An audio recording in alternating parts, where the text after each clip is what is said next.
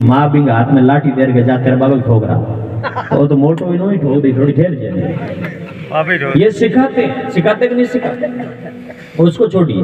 उसके बाद में हम जब कई घरों में जाते हैं तो मैंने इसको प्रैक्टिकल में देखा है। जब हम घरों में प्रवेश करते हैं तो माँ बाप दादा दादी छोटे बच्चे को, बच्चे जाओ जाओ जाओ, गुरुजी आए प्रणाम करो, गुरुजी आए प्रणाम करो, महाराज जी आए प्रणाम करो, दादा।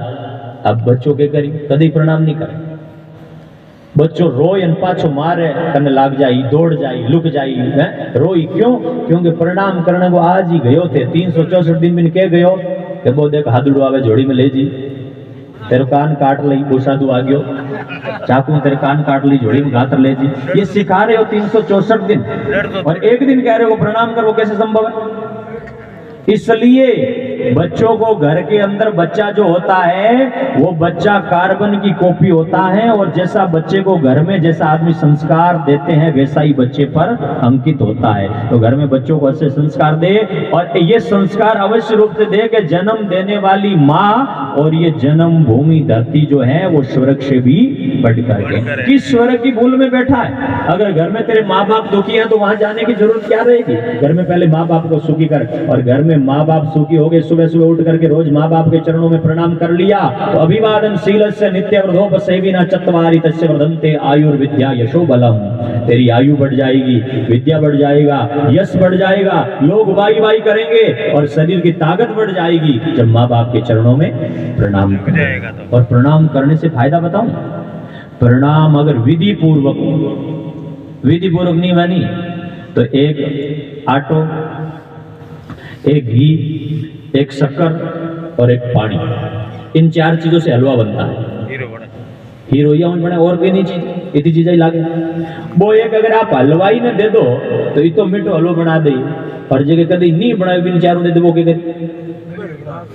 दड़ियों में कावड़ बना दी, दड़ियों जिम तो सके, चीज तो वही है ना, 4 चीजों से ही वो बन रहा है। लेकिन एक हलवाई के पास में हलवा बनाने की विधि है, और बिना विधि लेकर के बैठेगा वो शक्कर मिटा देगा, घी मिटा देगा, जीमने के काबिल कुछ छोड़ेगा। चीज तो 4 ही है। लेकिन आपके जीवन में भी यही हो रहा है कि प्रणाम तो वही है, लेकिन विधि पूर्वक करोगे तो हलवे की तरह मीठा होगा, आनंद देगा, और अविधि पूर्वक होगा तो कुछ किसी के न तो सामने वाले के काबिल देगा, तुम्हारे काबिल देगा। अब प्रणाम कैसे करते हैं? कई तो प्रणाम जो करते हैं वो कई तो प्रणाम करते हैं यूं, और कई प्रणाम एक हाथ ऊं करें। ये विधि गलत है, और इस विधि के द्वारा जैसे हलवा बिगड़ जाता है वैसे हमारा भाव भी बिगड़ जाता है, प्रणाम की प्रक्रिया बिगड़ जाती है। लेकिन विधि क्या है?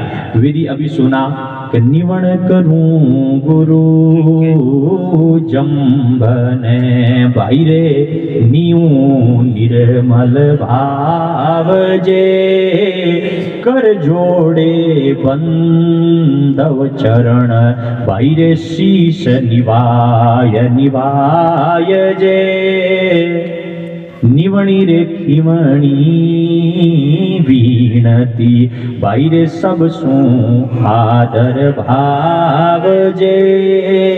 निवण इस भाव से करो कि निवण अगर जब करना है, गुरुजी को करना है, माँ बाप को करना है, भगवान के चरणों में जाना है तो कभी एक हाथ से प्रणाम मत करना, ध्यान रखना। ये बाप के काबिल बात बता रहा हूँ, और शास्त्रों में लिखा है कि कोई आदमी अगर एक हाथ से प्रणाम कर लेता है तो पिछले पास्ट में जो बीत गए 3 दिन, उन 3 दिनों में जितना पुण्य किया होता है वो नष्ट हो जाता है।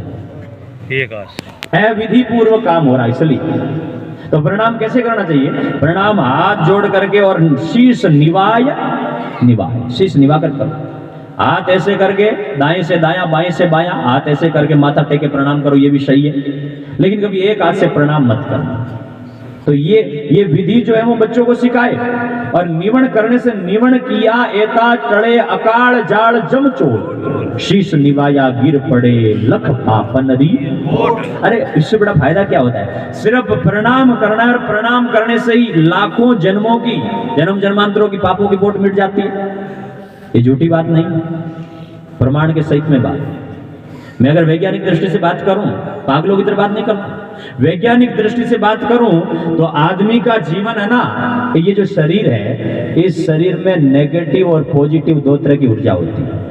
तो नेगेटिव ऊर्जा के निकलने के अलग भाग होते हैं, पॉजिटिव ऊर्जा के अलग भाग होते हैं। उसमें पैरों का जो अंगूठा होता है, प्रणाम पैरों में किया जाता है, और पैरों का अग्रभाग जो अंगूठा होता है ना, उस पैरों के अग्रभाग के अंगूठे से पॉजिटिव ऊर्जा निकलती है, और एक हथेली का जो ये बीच का भाग है यहां से निकलती है। तो जब आदमी प्रणाम करता है तो चरण स्पर्श करता है और सामने वाला ऐसे आशीर्वाद देता है, तो दोनों पॉजिटिव ऊर्जा मिल जाती है और आदमी उस पॉजिटिव ऊर्जा से भर जाता है। ये विधि का प्रणाम करने का एक सुंदर तरीका है, इसलिए ऐसे प्रणाम करना चाहिए। और छोटे बच्चों को भी घर में सिखाना चाहिए कि माता पिता को मातृदेवो भव पितृदेवो भव, इस भाव के द्वारा वो प्रणाम करे, और इस भाव के द्वारा प्रणाम करेगा तो उम्र बढ़ेगी, आनंद बढ़ेगा, जीवन के अंदर रस बढ़ेगा। और ऐसे प्रणाम न करके घर में माँ बाप दुखी है और हम बाहर चले गए तो जीवन के अंदर कभी भी सुख नहीं मिल सकता है, क्योंकि घर में माता पिता सुखी है तो ब्रह्मा विष्णु महेश सुखी है। घर में माता पिता सुखी है तो सब सुखी है, और माता पिता सुखी नहीं तो बाहर भटकने की जरूरत ही नहीं रहेगी। बाहर भटकोगे लेकिन मिलेगा कुछ नहीं, क्योंकि चारों धाम माँ बाप के चरणों में ही है। एक संत ने ऐसा सुंदर भाव लिखा है।